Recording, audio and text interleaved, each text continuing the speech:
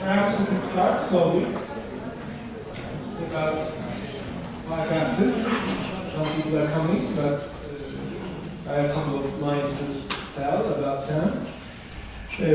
Sam was my first graduate school life, 95. I went to UMass, and one of the incentives to go there was Sam and Herb and Rick and Steve, all the faculty that I worked with. And I was so excited that I wanted to take this class 700, Economics of Coordination, Conflict and Cooperation. That was supposed to be the microeconomics course at the graduate level.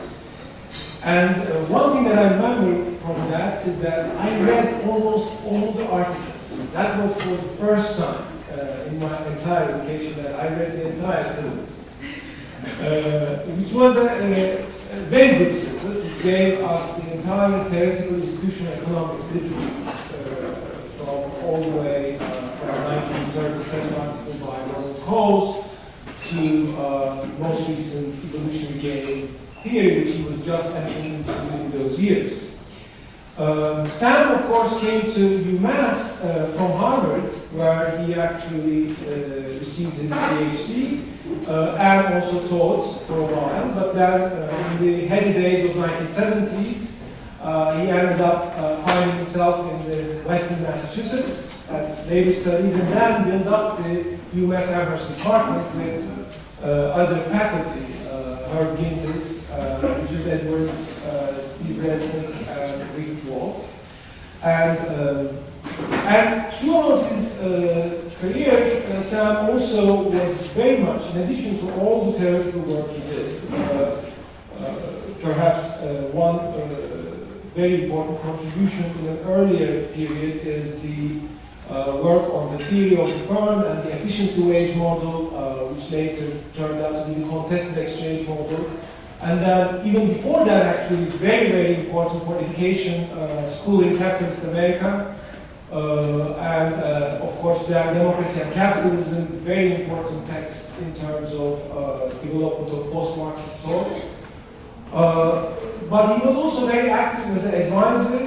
He was advisor to Martin Luther King as a young scholar, and then also Kennedy, John F. Kennedy, and then later on, I remember he talking about going to Cuba to help them think about planning, and then he also was an advisor to Nelson Mandela during the transition from the apartheid regime to the Republic of South Africa. He is now an emeritus professor from UMass Amherst, Bath University of Massachusetts Amherst, but now teaching at University of Siena in Italy and Santa Fe Institute. And his work has actually developed into evolutionary game theory, experimental economics, behavioral economics, and combining various, what he calls, if I'm not mistaken, theoretical institutional economics. And this is this talk, Technology, Institutions, and Dynamics of Wealth Inequality in the very long run, is with Mattia Focassato, I guess, a collaborative work. But Sam also has been very prolific in terms of working with his colleagues, his students. He's a research node, if you like, in that aspect, in theoretical institutional economics. And I would like to thank for the organization of this event, which is a part of the 150th year of our university, for the economics department, and Chibita for financial support, and in particular Pınar Ertel for really doing the groundwork for organizing this event. And that you invite Sam to deliver his lecture. Thank you.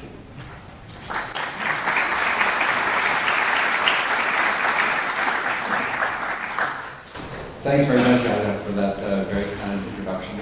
I'm so pleased to be back here once again at Boğaziçi University. I have told my friends many times how much I feel at home here. It's a great university, and my colleagues in the Department of Economics and students are always exceptionally stimulating. It's really a wonderful faculty of economics, and I think that you're all very lucky, the students here, to have such a distinguished faculty asking such important questions. I could probably cut my talk short just by explaining the pictures on the title slide, and then we could just go on coffee. We began in a society in which we were hunters, and our wealth was the strength of that particular hunter. That's a rock painting from a cave in the Drakensberg Mountains in South Africa, where I often camp and climb. We then made a transition to a farming society in which, as you can see, the nature of the wealth is quite different. You can see quite obviously there we have the demarcated land boundaries of rice fields in Bali. And then we made a transition here to the industrial economy with a rather different kind of wealth and therefore different dynamics of wealth distribution. And finally, we're moving to the knowledge-based economy. That's a depiction of the World Wide Web. And I will, at the end of my talk, suggest that we'll have rather different dynamics of wealth inequality under that system. I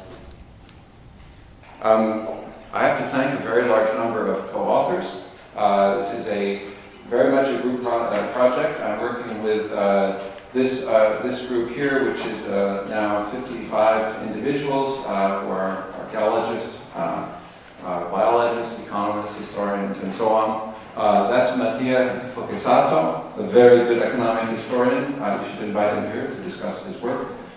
These are my co-authors in a recent paper. And if you think that's a large number of co-authors, the next paper we're writing has almost twice the number of co-authors. The reason is these are huge projects and require a lot of skills of different types. I think the day of the single author paper should be behind us. We should work collectively.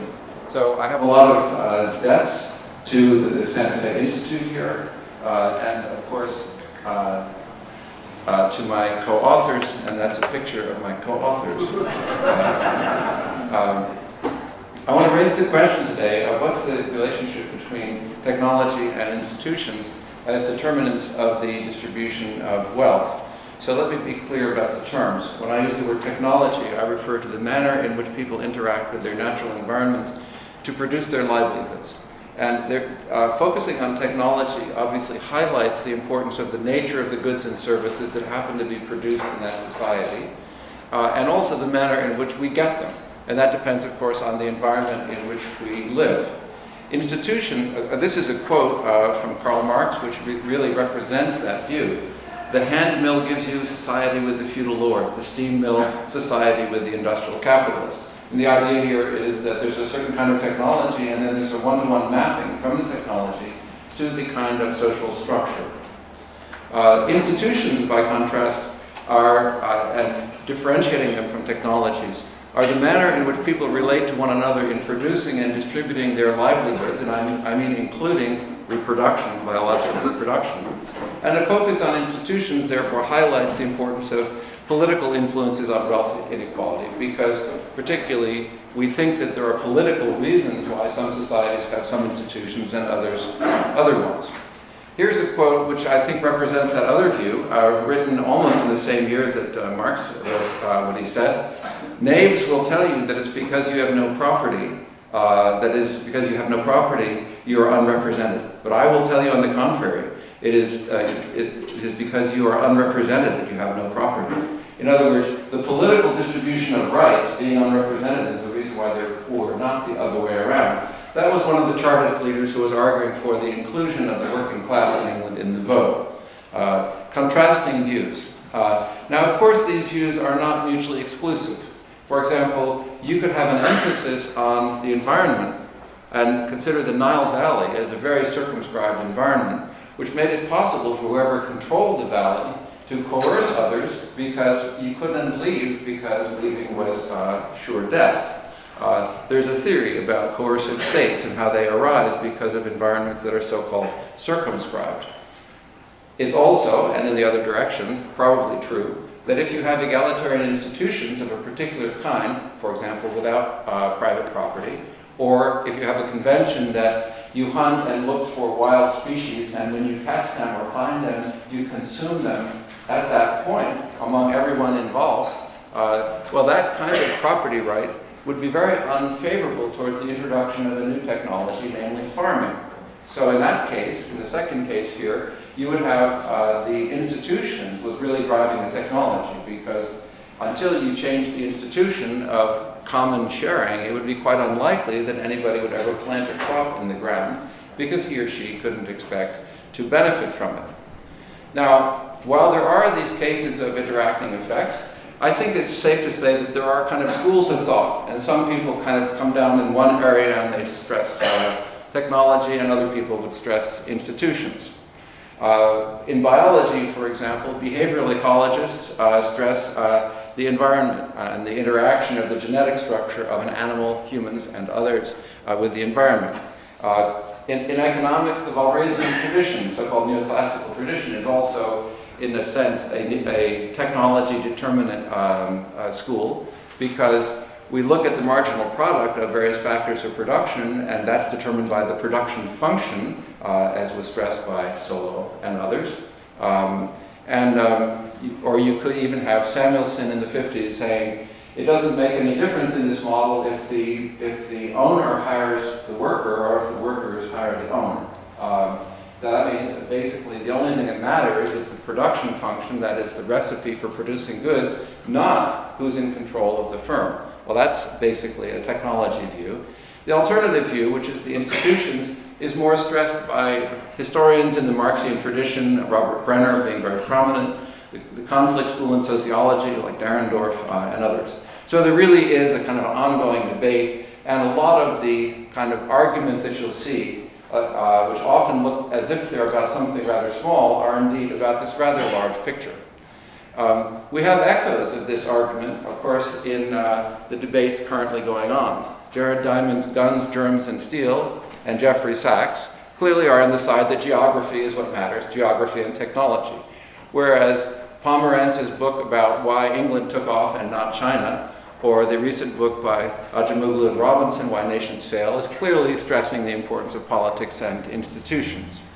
I have to give you my conflict of interest statement here, because I'm clearly allied with the second group, in the sense that I think of institutions as being the critical, politics and institutions as being the critical influences, as in, for example, a recent paper with Choi, in which I argued that the agricultural revolution was first and foremost an institutional revolution before it was a technological revolution.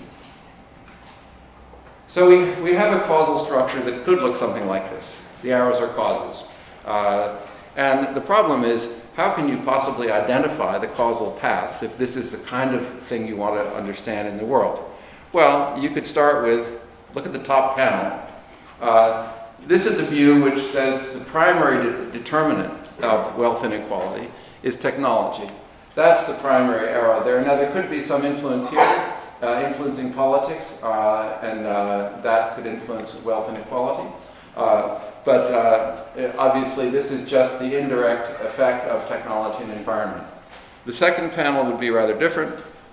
It would say we have some interactions here between technology and environment and institutions and politics, but it's these that jointly determine wealth inequality.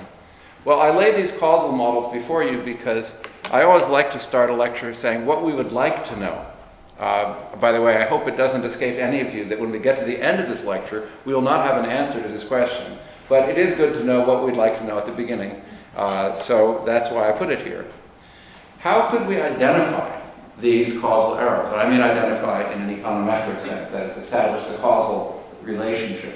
Well, we could have shocks. For example, we could have an institution shock, like the end of Communist Party rule.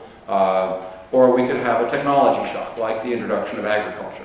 And you can think of many other examples. I mean, a good historian would be looking for these kind of dramatic events which would allow us to assess which of these arrows might or might not be important.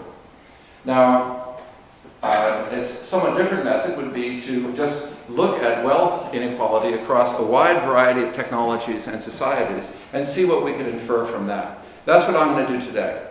That's my strategy. And here's how I'm going to proceed. Wealth is defined as an asset, as a stock, that contributes to a flow of well-being. It doesn't matter what the well-being is, it's what the person cares about. In some societies, it might be having a lot of kids. In another society, it might be having a lot of cars.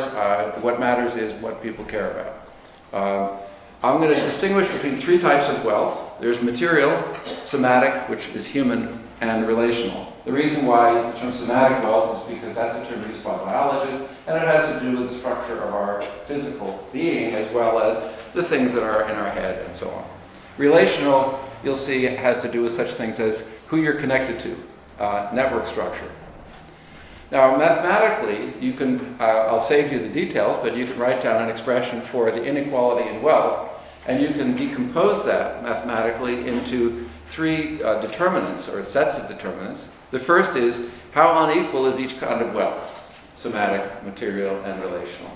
The second is, are the types of wealth correlated? Are those with a lot of material wealth also those that are big and strong, for example? Or are they uncorrelated? And thirdly, how important is each type of wealth? Is material wealth very important or unimportant in society? And what I'm going to do here today is I'm going to focus on the first and the third. And the reason is I just haven't yet gotten to doing the second. We have in our data sets sufficient information to do it. It's just that it's a very large project, as I say, involving a very large number of data sets, and I haven't done it yet. Now, all three of these determinants are affected both by technology and institutions. But as we go along, I'll try to suggest ways in which it looks like either one or the other is probably doing the causal work. And here's a preview of what I intend to do. I'll say something very brief about measurement problems. I'll be happy to come back to that. I would really like to invite you into my workshop to see the actual work of doing the work of a historian or an archaeologist, and all of the great many choices and decisions that you have to make as a scholar in deciding which data point you're going to use of all the possible ones that you could generate from a data set. If we have time in the question period, I'll unhide the slides that I hid about those, and we can talk about it. I'll then introduce some data on material and somatic and relational wealth over thousands of years. I'll then ask what accounts for the differences in the degree of inequality of each type of wealth. Why are some types a lot more unequal typically than others? I'll then ask, how does the importance of each type of wealth vary? For example, as we proceeded from being hunters and gatherers through agriculture, industry, the information economy, you have an intuition, don't you, that some kinds of wealth are going to be more important in one society and some more important in the other. Well, let's try to measure that, because that's going to make a big difference. We're going to use those numbers to multiply the inequality of material wealth, the inequality of somatic wealth, and relational, and so on.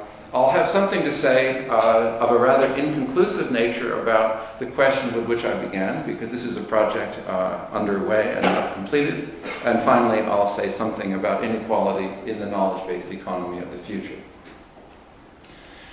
We've collected data over a period of 10 years or so with that large research team that I showed you. These are the sources of anthropological data, that is ethnographic data.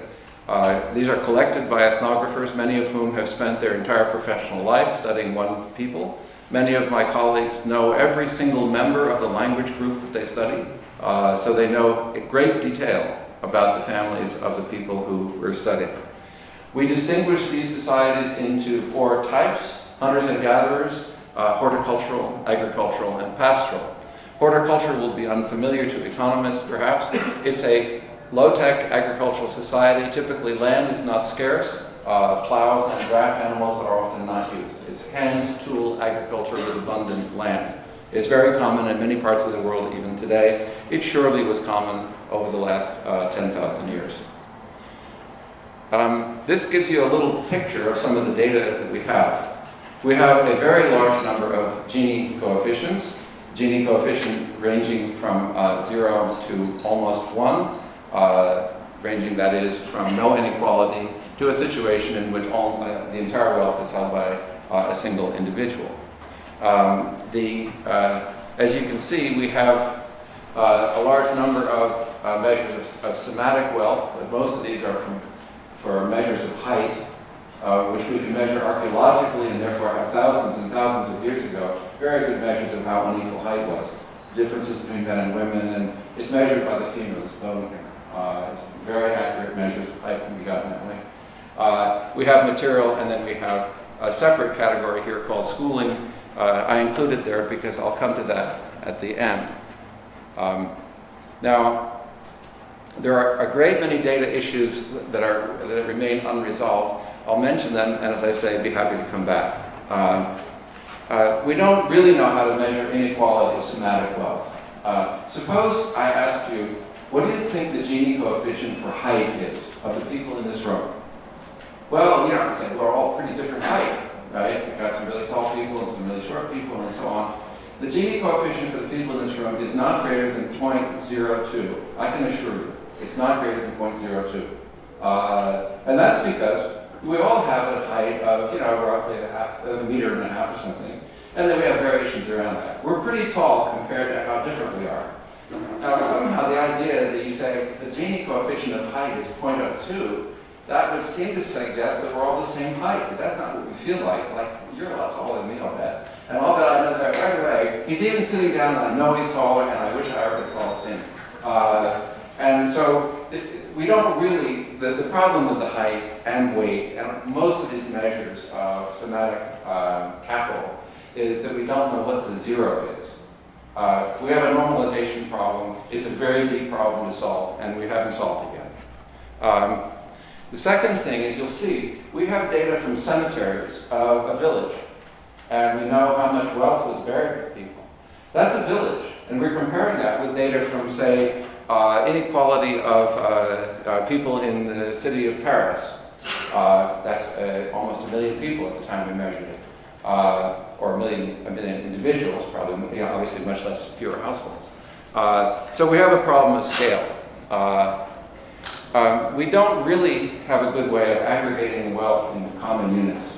I'll show you how I do it towards the end of the lecture. We just use a so-called Cobb-Douglas function. It's a multiplicative logarithmic formulation, which works very nicely, except for the fact that it doesn't do very well if you have anybody with zero wealth, because the logarithm of zero is minus infinity, so that kind of blows up your problem. So we have all of these technical and substantive and real historical problems still to solve. And therefore, what I'm presenting you will have to be taken as tentative. But let's think about now measurement. There's a lot of data in the picture, but these are Gini coefficients ranging from 0 to almost 1 over a very long period of time. There's a variety. These are, for example, from archaeological data. Almost all that, this is archaeological data. Almost all the rest of these are from things like land records or counts of the number of livestock somebody owns, and wills, probate, and so on. This group here is circled because in these societies here there are slaves, and typically, or landless people. And landless people are not counted in the Gini coefficient for land. Well, that's kind of odd, because they're really people and they're really there. So if you put them in, that's the picture that you get. Now that's just one indication that, I mean, every single one of those data points took a very long time to figure out how to re-estimate that Gini coefficient by finding out the landless laborers and putting them in. You see, this is the true picture, and this picture gives you, it doesn't look like there's much of a trend here, does it? If I had gone back, if that's what I'd shown you, you would have thought, oh, maybe there's an upward trend. So I just mentioned this because being super careful with the numbers makes a difference in what you're going to conclude. It's not just sort of fine-tuning. Now, there are some things you may find interesting here. For example, look at Sweden is way up here somewhere, and Norway is pretty unequal too. I'm curious about, among the contemporary capitalist nations, how different are they? So have a look at this figure. This is just a few nations. And sure enough, this is inequality of wealth, and including housing. This is the US, that's Canada, that's what you'd expect. But then we have Sweden here, which is as unequal as the United States. And Finland is also pretty unequal. Here we're seeing just a very substantial level of inequality in all of the advanced capitalist democracies. That is substantial compared to the numbers in the past. Now, if you compare across social systems, you get a shock. And I don't know if you can read this. This is market capitalism, which means market democratic capitalism. This is 18th, 19th century capitalism. These are early modern Europe, absolute state, urban areas under the absolute state, and so on. And so if you just look at these here, those are measures of wealth inequality across what we would call in the Marxian paradigm different modes of production, although their names aren't quite right, but different social systems. We surely would say that that system there, which is called feudalism, is quite different from, say, 18th or 19th century capitalism. And the thing which is remarkable is that they all have very high levels of wealth inequality, and they're not very different. Over here we have some ethnographically measured wealth inequality. This is based not on data on land in the historical records, but contemporary observations on societies. And the thing to notice here is that this is a forager society, that is hunter-gatherer society. It took weeks to estimate that number, but I'm pretty sure it's right. It's based on lists of every single object owned by every single individual in a group of people. And we then use that to estimate a gene. And notice it's very small. And another little footnote about that data point there. Virtually all of those things that are on that list were acquired through gifts. And they're going to give them away later too. Maybe not too surprising that it's pretty equal because they're going to give this stuff away anyway. Well, I was surprised at this because of the similarity of these. And we did some initial regressions using dummy variables for the modes of production or social systems and found them not to be significant. That's a surprise. Now, remember which camp I said I was part of? I was part of the camp that says institutions are the thing that really matter. If you look at this part of this graph, you begin to wonder. You're not so sure anymore. And neither am I. I'm not going to change my camp yet, but it is worth thinking about. Okay, the take-home message so far is that the inequality in material wealth doesn't differ very much among different economic systems except for hunters and gatherers. Well, how does inequality in material wealth differ from inequality in other kinds of wealth? Well, here's what we found so far. Let me explain what's going on. Again, the vertical is a Gini. And here we have grip strength. That's a measure of strength. That is, we actually take a little machine around to various societies and we ask people to squeeze the machine as hard as they can. And how many kilos of pressure can they do? And then we calculate a Lorenz curve with that and a Gini coefficient. Those are the Gini coefficients from two societies. The first one is a hunter-gatherer society in Africa. The second one is a hunting and horticultural society in the Amazon. This is a measure of inequality of hunting ability. That's a measure of wealth. That's your skill in bringing stuff home. That's from this Amazonian group. These are all reproductive success, number of children living to age 5. That's an important measure of biological robustness and effectiveness in doing the thing which people care a lot about, which is having a lot of kids. This is a measure of farming skills in a horticultural society in Tanzania. These are inequality of weight among a group of societies, hunter-gatherer and horticultural. And finally, that's a measure of knowledge, both traditional knowledge, it's practical knowledge. Do you know how to make a X, canoe, axe, and so on? And then you add them up. What you'll notice about that is, it's fascinating. You could get into each particular thing and think about how to measure it. But the main impression that you get from looking at that definitely is they're not very unequal compared to material wealth. And that would be a correct inference. This is a slight digression. This is height. And there's a big puzzle about height. I'll put the puzzle up there. If you measure height, and you can go back 4,000 years measuring inequality in height, The news is that there's no trend in height inequality among men. So there really isn't any trend at all. Now that's surprising because height inequality, and particularly stunted growth, is a good measure of poverty in children. So you'd expect that over some period of time, in some economic system, there should have been a situation in which there would be less inequality among men. There's also no change in the level of inequality between men and women, which of course is also a little surprising because when you think of the general rise in the status of women over a long historical period, you would think that the deprivation of girl kids from having enough food, which we know is the case in many societies, that would have accounted for a lot of inequality between men and women in the past, but not in the present. Now, what we do see is a decline in inequality of height among women. And it's, as you can see, it's a rather strong trend. The T statistic is 3, so it's probably there.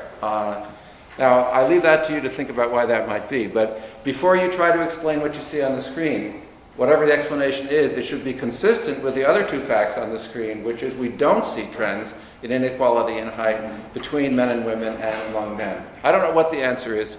It's something that obviously we need to work on. Let's look at relational wealth. Relational wealth is who you know, or your relationships with others. That's Paul Hooper. He's my co-director of a new project on the relationship between network structure and inequality.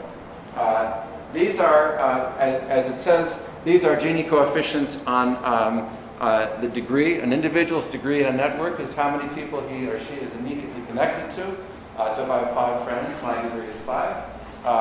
And we again do a Gini coefficient for degree. And these are the Gini coefficients that we get. Here we have social networks in an Amazonian group. This is food sharing among a group of whale hunters. This is labor sharing among an Amazonian group. This is allies in battles. And this is sharing meat, and so on. That's cattle partners in a group in Africa. So you can think a lot about what's wrong with that. Probably we shouldn't be looking at the number of ties that you have, but rather, are you central to all the ties? Are you the one who's between everybody else? So we should be looking at measures of what a network theory is called centrality, like betweenness and so on. That's what we're doing now, and I honestly don't know what we'll find out. But certainly, what I would say so far is that inequality in somatic and relational wealth is much less than inequality of material wealth, again, excepting hunters and gatherers. Now, we might ask, why is that? Why is it that material wealth is so different from the other kinds? And I think we have an answer to that. Well, sorry, we have an answer to that, but I'm sure it's not the whole answer. But it's a nice answer, but it's just not the whole thing. So here's the hypothesis, and I'll connect this to the future also. Wealth inequality varies with the extent to which wealth is passed from one generation to the next. And you can see why that would be the case. Suppose in every generation, there's something that generates some inequality.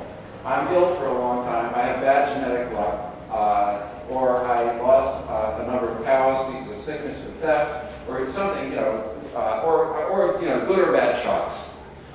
Then there are going to be those inequalities will be present in that society.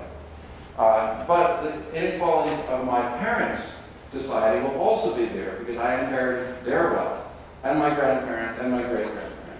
The extent to which the wealth is passed on from one generation to the next gives a prediction for the amount of inequality that you'll have in any generation because it accumulates over time. There's a very simple mathematical model. It's in a couple of the papers that you can easily find on my webpage. It's a very cool model. If you like doing simple 2-equation models, go for it. You really have a good time with it. It's a lot simpler than your problem sets, I'm sure. Or it's a lot simpler than any problem set that I ever gave anyway. Now, we would like to measure the degree of intergenerational transmission by type of class of wealth. For example, if you know the number, suppose you know how big and strong a dad was and how many cows he had. And then you wanted to predict the same things in the son or the daughter. Which one do you think you could predict better with? Cows. You can surely predict the number of cows the son has pretty well. And you cannot predict how big the son's going to be. Now, there are very good theoretical reasons why that's true. It comes from biology and genetics, but we know it. We know it empirically. But we estimate this beta, which is a second concept, second to the Gini, which the beta is the percent difference in a child's adult wealth associated with a 1% difference in parental wealth.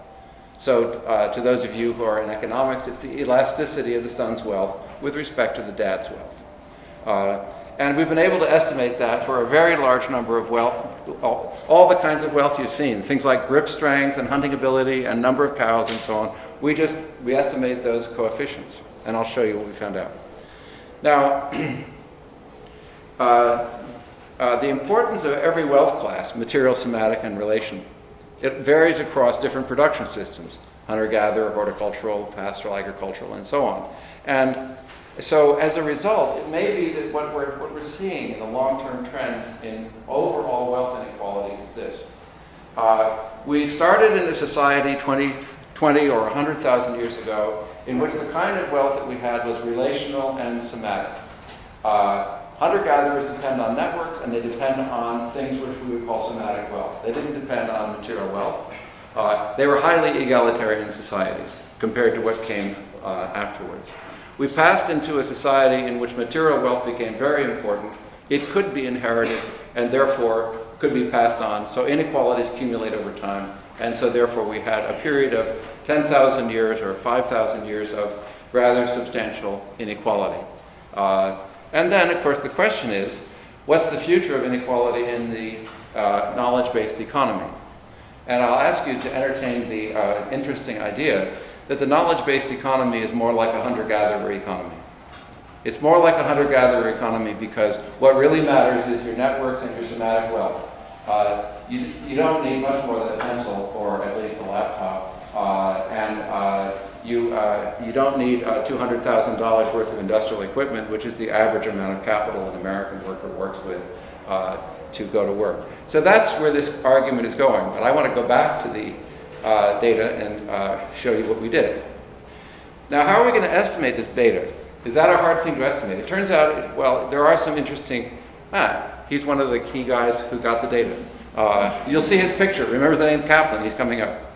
So, how do you get rid of these things?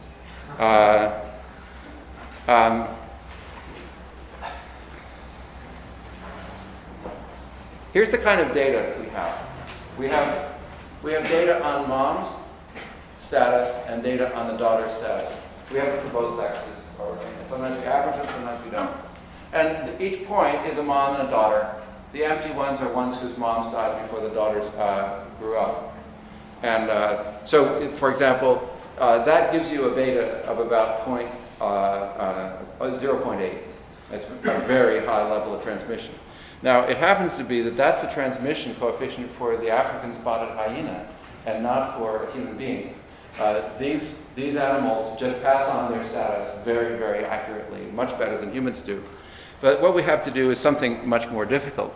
We have to estimate, we have to read wills. This is from Toscana, where I spend a lot of my time working in Siena. That's a researcher. This is an old will, and we study these and we figure out how much the dad had and how much he gave it to the kids. And we do that for literally thousands of wills and try to figure out what we'll get. I want you to have a little glimpse into what we do. The econometrics, you see, is not very complicated. This is a particular group of people, a tribe called the Datoga in Africa. And this is their livestock. This is the dad's livestock. That's the son's livestock. This is the dad's reproductive success. That's the son's. And what you'll notice here is two things. That the top line is pretty steep.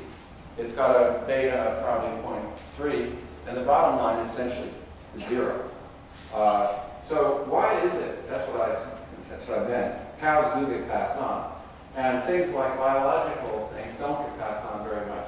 Now, it would be a wonderful, I wish I had more time, because people here probably think that things that are genetically transmitted will be passed on rather faithfully. That's a false understanding of genetics. And it's something on which I do biology as kind of a side thing. It's very important to understand that just because something is genetically passed on does not mean there's going to be a strong resemblance between dads and kids. And that's what we observed.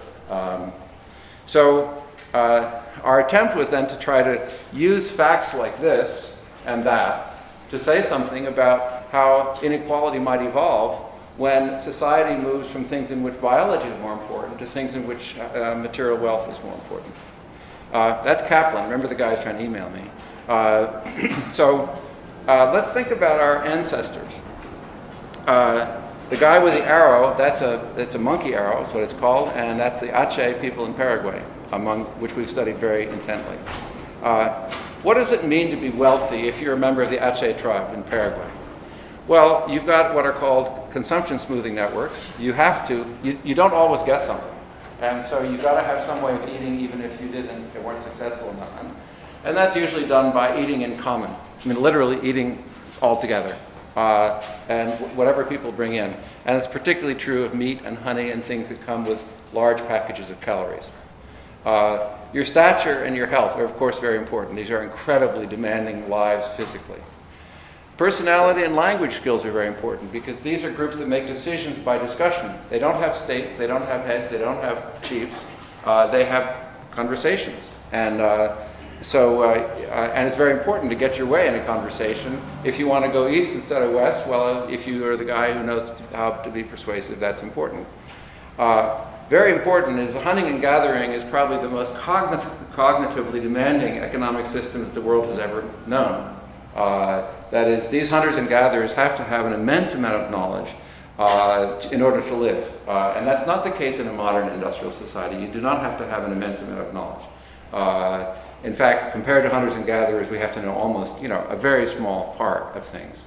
I've given you some examples of what it is they have to know. They have to know about every single one of these species. And guess what? The animals are trying to not get eaten. It's a complicated problem. But the important thing about the wealth of a hunter and gatherer is that none of these things are transmittable across time exclusively to one's kids. Even knowledge about hunting, you can give that to your kid, but the problem is as soon as the kid uses the knowledge, he broadcasts it to everybody else. So there's no way to privatize the wealth of a hunter-gatherer society. Here's an example from Polly Wiesner's work. This is a consumption smoothing network of a single person. This is a San person in southwestern Africa. This person lives in Hai here, and he goes on foot to all of these places in the course of 5 years, giving small gifts and receiving small gifts. That distance there is 200 kilometers on foot. Why does he do that? He does that in order to be welcome should things go wrong where he's from. That's their insurance system. And so this particular person, by the way, doesn't have a particularly high level of wealth. This would be typical. That's a form of their wealth. Polly Wiesner has documented all of those ties, all of those trips. So you won't be surprised then if you look at the summary here. These are the beta. Remember what beta is. It's the effect of parental wealth on the kid's wealth. This is a group of hunters. They're Hadza people in East Africa. These are San people that you just saw, the ones that Wiesner studied.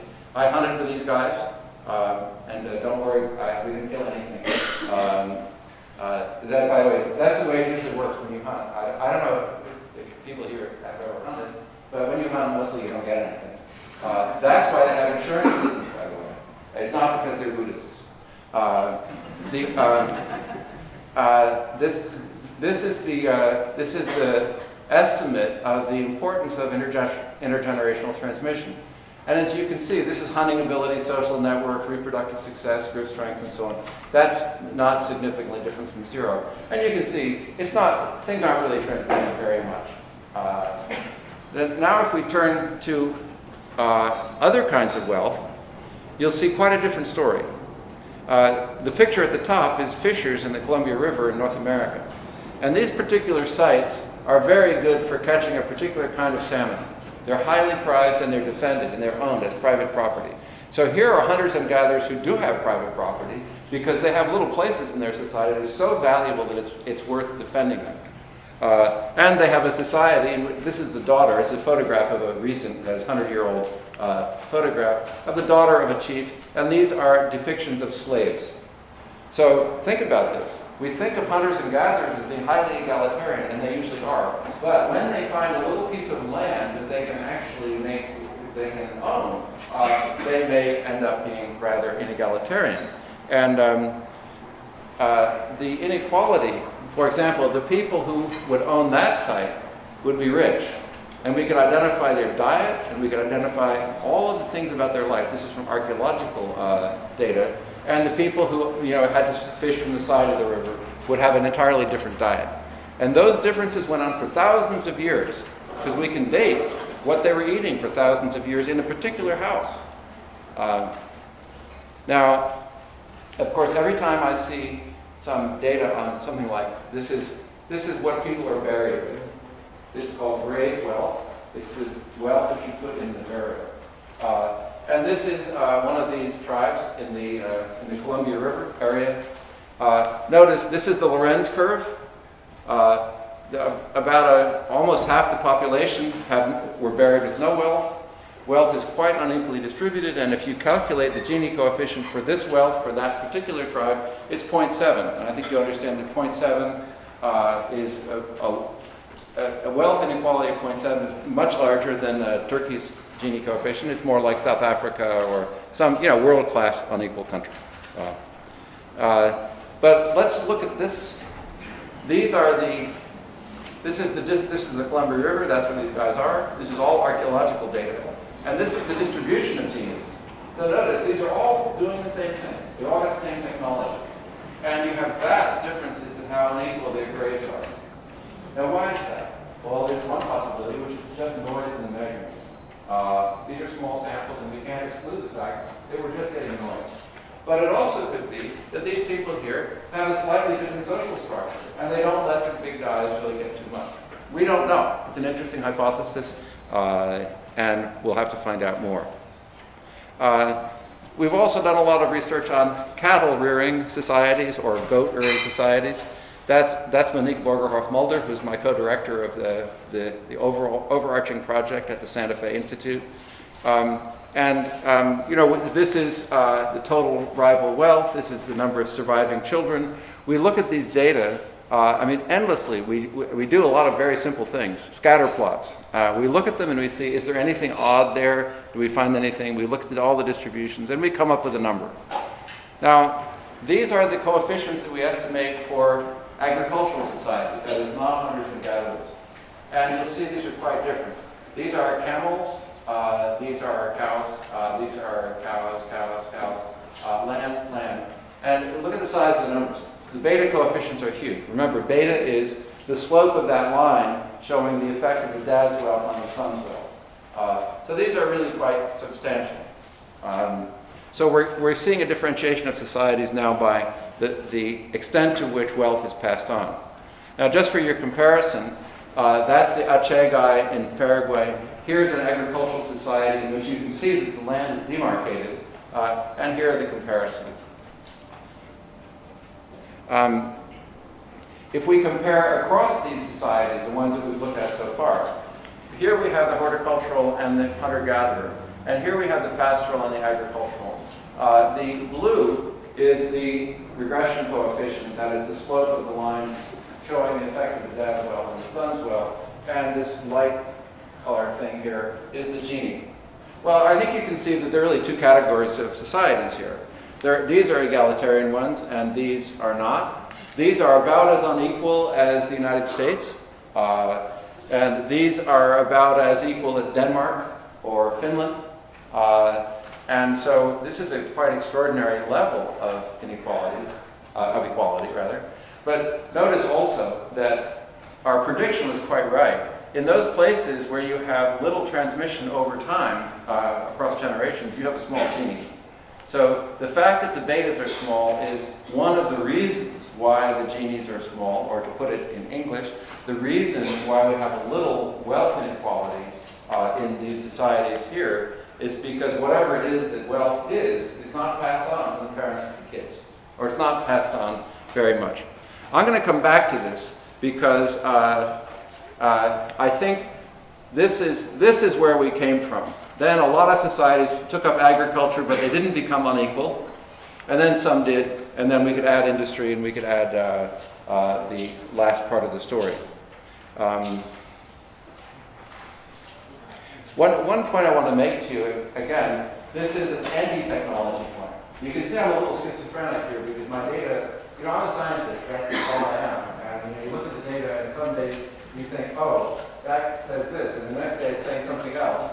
Well, look at this. These are agricultural societies. That is, they plant crops, they have domesticated animals. These live on wild species of plants and animals. Typically, you'll hear in a lot of works, it said that when farming started, the beginning of agriculture was the beginning of inequality. Because the stuff could be stored, because the land could be owned, and so on. It's just not true. These societies, which were farming societies, are just as equal as the foraging societies.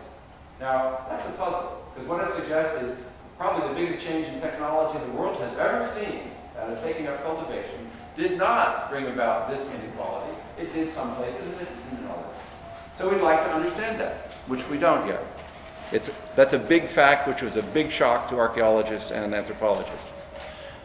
All right, so one of the reasons why material wealth is so unequally distributed compared to somatic and relational is that material wealth is transmitted from parent to child to a far greater extent than is true for the other kinds of wealth.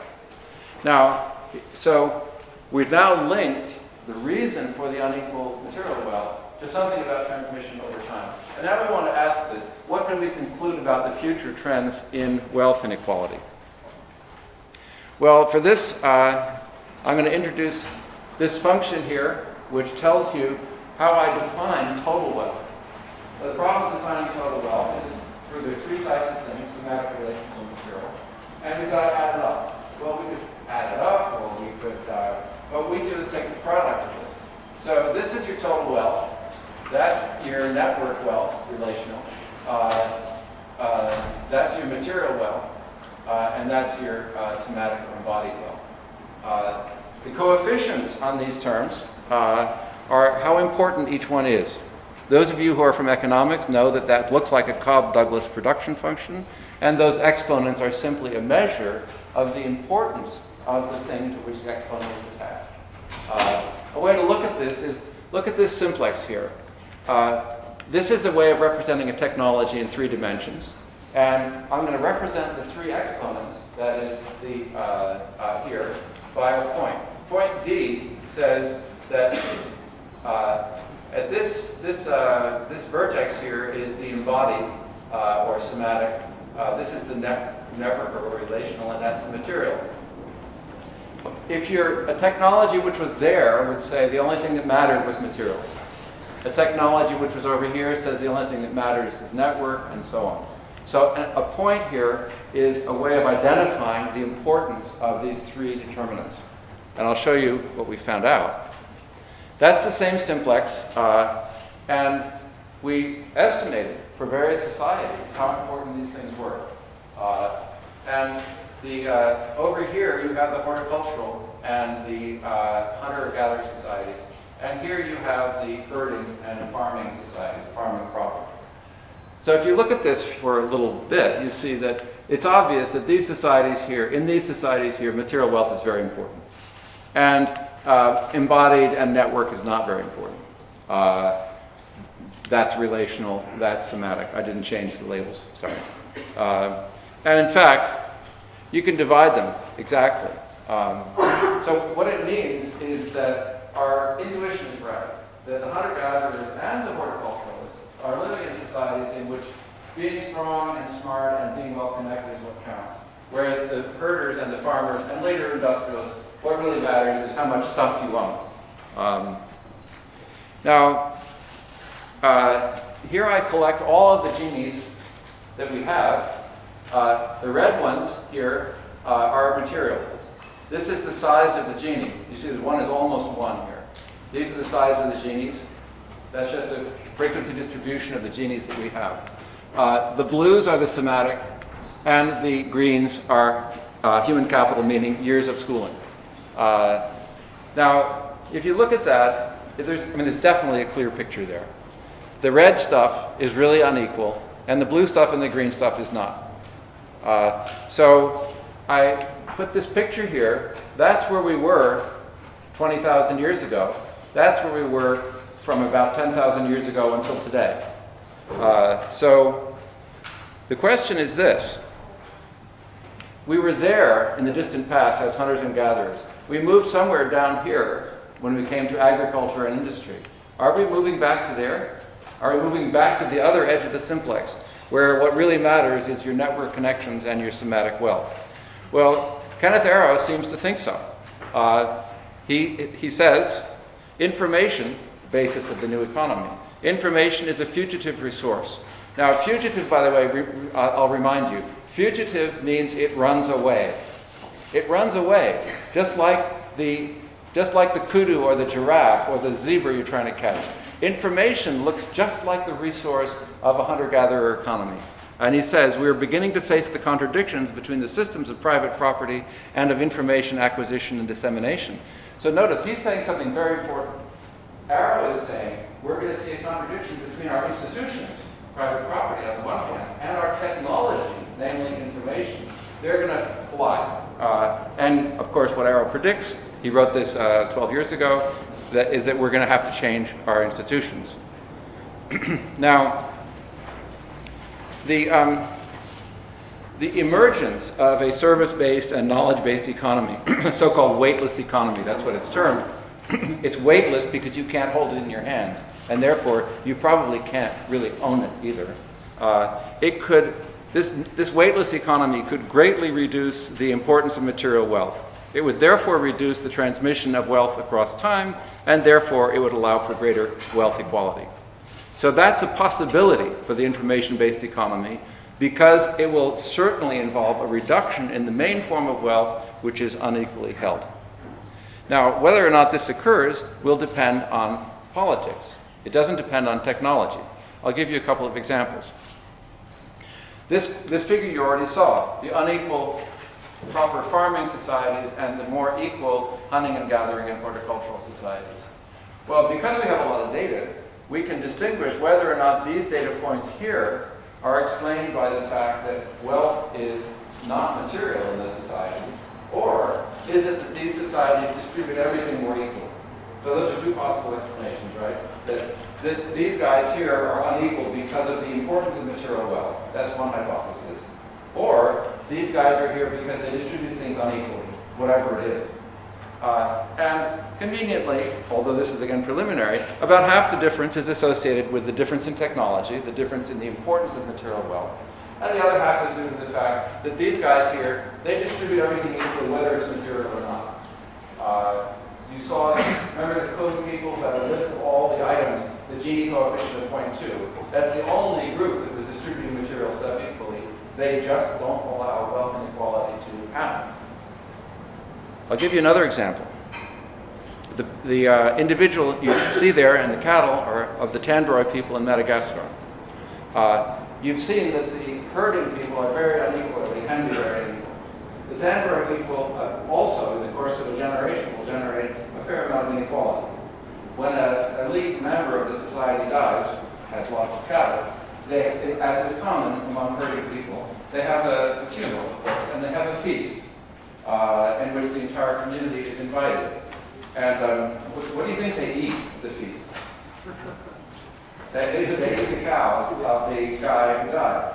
And how long do you think the feast continues? Until they're, no. Depends how many cows. Until they're all gone. Until they're all gone. They eat up the entire herd. And it just goes on and on and on, and then it's gone. Right? Now, the reason why I put the page number there is because some of you won't believe this. So go look it up. That's what they do. Now think about this. This is a 100% inheritance tax. Except, it gets better. The family, the immediate family of the deceased are not allowed to eat the meat of the feast. They have to eat other stuff throughout that whole period. So, I mean, that is, now, the Tandor, I think, that if the dad or the granddad who died weren't treated this way, it would be a horrible, it'd be really unethical and it wouldn't be good for him and probably he wouldn't go to heaven or something. The Tangroid do not describe what they're doing as equalizing the income distribution. I think they would be quite amused to hear that it's a 100% inheritance tax. But they have done that for many, many years and many generations. And what it means is that economy's inequality is rebooted every year, back to zero. And what it means is, despite the fact that they're a pastoral society, they have very low levels of inequality. Now, this suggests that inequality may be considered a policy, something that you can either do or not. Now remember, I said in one of those graphs that the unequal societies, the farming and herding ones, were more like USA, and the very equal ones were more like Denmark. Let's come back to the question of technology institutions. Denmark and the United States have the same technology. There are no technological differences between those two countries. We're competing in the same world markets. But why does one of us have inequality, the level of these herders and farmers, and the other have a level of inequality equivalent to the most egalitarian societies that humanity has ever created? The difference is obviously politics. It's an institutional difference. Now, I don't exactly know how it is that Denmark does that compared to how America does it, though I have studied this question all of my life. I don't really know the answer to it. But we at least can say that in two societies sharing the same